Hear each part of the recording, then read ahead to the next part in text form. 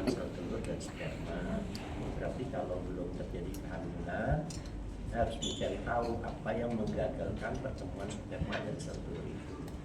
Tentu diceritakan memang sederhana, tetapi setiap orang sebetulnya punya permasalahan yang berbeda, karena hamil itu juga mempunyai syarat-syarat tertentu. Apabila ada syarat-syarat yang tidak dipenuhi, kemudian juga terjadi hambatan atau halangan yang menyebabkan syarat itu menjadi tidak terpenuhi, juga pasti kehamilan itu tidak akan datang. Jadi kalau ditanya program hamil per individu, tentu sifatnya sungguh berbeda ya, kayak orang per orang aja, walaupun diceritakan seolah-olah sama, mungkin seperti kayak orang menikah diceritakan sama, tapi permasalahan di dalam rumah tangganya tentu akan masing-masing. Begitu juga di dalam program hamil. Dokter, kalau terkait dengan Saskia Sukardang, makanya waktu anak pertama juga sama dokter juga. Nah, yang sekarang rencananya juga begitu, mungkin gimana tuh? Sedikit boleh ada bocoran? Iya, sekarang baru dalam tahap mengumpulkan embrio sih prinsipnya. Nanti setelah itu baru kita pikirkan pada saat yang tepat, memang sudah siap hamil, baru kita akan melakukan transfer embrio. Tapi kalau dari Saskia sendiri, mungkin kan mengingat dia juga sering olahraga berkuda gitu, itu ada pengaruh gitu nggak sih, atau mungkin seperti apa? Nggak ada hubungan sih, sebetulnya orang bebas melakukan aktivitas apa saja selama aktivitas itu memang sehat dan mempengaruhi kebiasaan. Jadi kalau memang sebelumnya tidak pernah olahraga berat, itu harus perlu latihan dulu supaya olahraga itu akan menyesuaikan dan beradaptasi dengan kemampuan masing-masing. Jadi pada prinsipnya larangan yang dilarang itu adalah larangan yang sifatnya akan menghambat proses kehamilan itu sendiri. Ya, tapi kalau dari Saskia sendiri, mungkin apakah kan ada beberapa juga yang kayak menyimpan embrio? Nah, kalau dari Saskia apakah mungkin juga seperti itu? Iya, kita memang perlu melakukan embrio dulu. Jadi kayak kemarin kita mencoba mengumpulkan embrio dulu sebelum mentransfer ke dalam rahim. Kalau dari kondisi fisik sendiri, mungkin dari Irwansyah mungkin juga seperti apa, dokter? Ya, pada prinsipnya sehat. Tentu orang itu bisa mendapatkan embrio sehat tentu karena fisiknya juga prima dan sehat. Karena di dalam fisik yang sehat tentu akan memproduksi atau menghasilkan sel sperma dan sel telur yang relatif juga akan sehat. Karena itu di dalam program hamil nggak heran seorang dokter itu selalu menyarankan pola hidup sehat, misalnya olahraga, tidur yang teratur, makan yang sehat. Kemudian kalau yang berat badannya berlebih, menyarankan untuk menurunkan berat badannya kurang untuk menambah porsi makan supaya mencapai berat badan yang ideal secara metabolisme. Berarti nggak hanya sang istri, berarti suami juga ikut berperan? Ya pasti dong, pasti. Karena hamil itu prinsipnya tidak bisa dibuat, tapi kita bantu. Karena kita tidak bisa membuat sperma dan tidak bisa membuat sel telur. Dok, untuk Irwansyah dan Saskia sendiri ada berapa sel telur dan sperma yang disimpan di situ? Ya ada beberapa, saya lupa persisnya. Tapi ya memang pada prinsipnya kita harus mendapatkan embrio yang baik dan sehat dulu, baru seorang itu kita nyatakan bisa hamil. Tapi kalau melihat dari Saskia kan jedanya hampir 3 tahun ya. Nah, itu memang sudah direncanakan pada anak yang berumur 3 tahunan ini sudah mau program lagi gitu atau gimana sih? Mungkin Enggak apa-apa, orang itu kan boleh berencana aja kapan mau punya anak.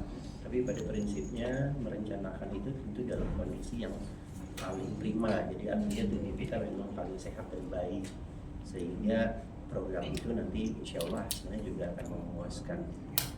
Tapi dok, selama menjalani program ini kan memang Saskia tadi juga sudah dijelaskan sering berkuda gitu ya. Berarti dari dokter sendiri masih memperbolehkan? Boleh, tidak masalah. Mungkin pantangannya apa aja dok yang masih diperbolehkan?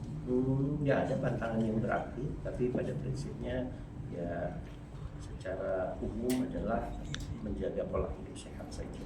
Berkuda kan termasuk bagian dari olahraga, jadi boleh-boleh aja. Nggak ada masalah.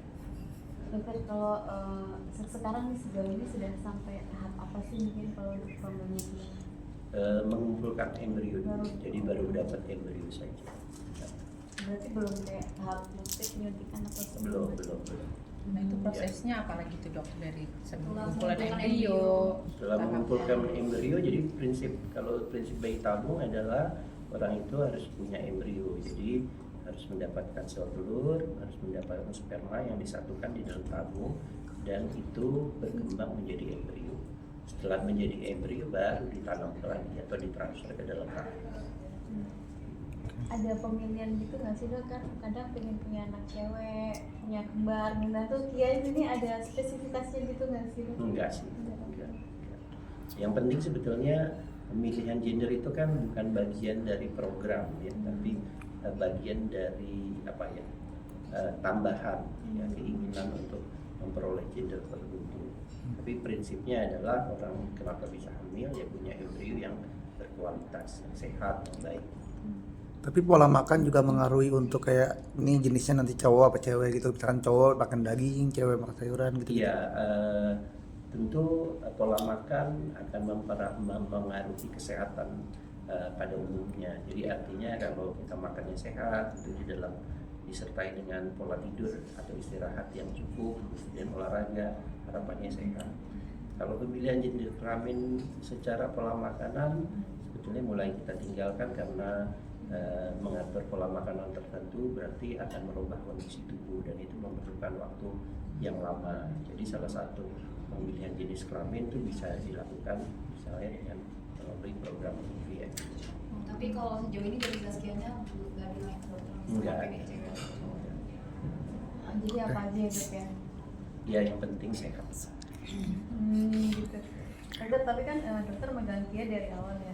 Nah, sekarang mungkin seperti apa sih ngeliat mungkin perubahan Kia gitu kan? Dan pengen lagi punya 2 anak dan setelah Ya, insya Allah dimudahkan, ini semua baik dan di prosesnya lancar, mohon doanya aja.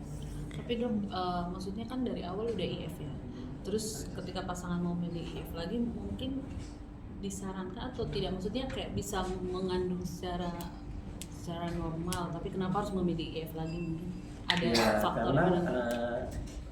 orang itu ada sebabnya nggak hamil. Ya, sebabnya itu bila teratasi dia akan bisa saja setelah bayi tabung dia hamil alami. Tapi ada orang-orang tertentu ada sebab yang utama yang nggak akan hamil walaupun menunggu.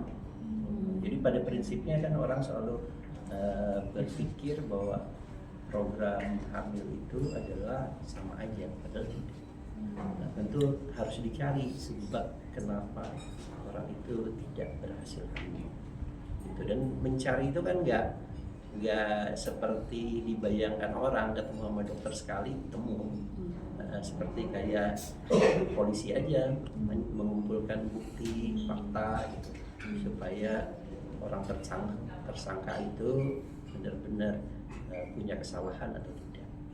Jadi di program hamil bukan kita mencari salah, tapi kita mencari bukti dan data yang akurat bahwa orang itu punya hambatan untuk terjadi kehamilannya seperti apa, dan itu yang kita atasi. Kurang lebih. Oke. Betul, tapi kalau untuk Kia ini kan memilihnya 2 kali mau bayi tabung dan ini ada alasan tersendiri nggak sih? Ya karena memang harus bayi tabung, tidak mungkin akan tidak dengan bayi tabung. Berarti Ya. alami udah sulit, udah tidak memungkinkan kembali. Kalau faktor umur sendiri dari Zaskia itu dan jarak anak dari pertama sampai terakhir kemungkinan besar berhasil atau tidaknya? Prinsip keberhasilan kita nggak pernah tahu. Ya, seorang dokter itu hanya mengupayakan bahwa selama kita punya embrio yang baik dan prosesnya baik, insya Allah. Cuma seperti yang kita ketahui, yang umur manusia nggak ada yang tahu sampai kapan. Walaupun kita seorang dokter menyatakan sehat. Jadi artinya umur embrio pun kita nggak pernah tahu. Tapi kita bisa tahu dia sehat kondisi embrio. Nah, jadi kalau umurnya panjang itu dia akan jadi baby, kemudian jadi anak, kemudian jadi remaja, dewasa dan seterusnya. Gitu. Makanya kehamilan itu nggak bisa dijawab secara pasti, tapi kita bisa menjawab bahwa ini akan hamil karena syarat dan kondisinya terpenuhi, prosesnya baik, dan akhirnya akan hamil. Kurang. Berarti tergantung masing-masing orangnya ya dok? Ya pasti, karena masalah yang dihadapi tiap orang kan juga berbeda-beda. Jadi sebabnya tuh harus dicari dulu. Sebabnya dicari untuk diatasi. Ya kayak kita punya permasalahan masing-masing, tentu ya di kantor atau di rumah sakit atau di rumah, tentu ya masalahnya apa sih gitu. Nah itu dicoba diselesaikan. Mungkin kalau untuk tidak sendiri, mungkin kalau untuk Saskia kan mengingat 2 kali nih, nah mungkin seperti apa sih untuk kan mengingat bayi tabung itu mahal gitu kan, nah itu mungkin gimana? Ya bayi tabung memang secara nilai saya nggak berani komen mahal atau enggaknya, karena itu sifatnya individual. Tapi memang secara nilai memang membutuhkan biaya yang tidak sedikit sih pada prinsipnya. Dan sayangnya di Indonesia belum bisa di cover sama BPJS dan asuransi. Jadi belum ada asuransi yang mengcover keinginan untuk punya anak ya, setahu saya, tapi nggak tahu depan. Nah, jadi artinya memang membutuhkan effort yang lebih. Hanya ya selama orang itu paham sebabnya kenapa nggak hamil, kemudian mau melakukannya, akhirnya bisa. Itu sih cara prinsip. Boleh di ini estimasi nggak sih Dok kalau untuk bayi tabung itu sampai berapa sih harga? Aduh, nggak bisa jawab. Yang bikin mahal itu apa ya Dok maksudnya? Yang bikin mahal Pemeriksaan-pemeriksaan. karena iya pemeriksaan-pemeriksaannya, teknologinya, memetik memetik sel telurnya dan menyimpannya, semua itu proses yang memerlukan teknologi. Jadi itu yang bikin mahal. Iya. Ya. HP aja kan mahal kan, karena itu teknologi. Apalagi sesuatu yang sifatnya teknologinya menyangkut makhluk hidup, ya sel. Jadi pasti membutuhkan biaya yang sebetulnya ya lumayan lah untuk dibandingkan UMR yang Dokter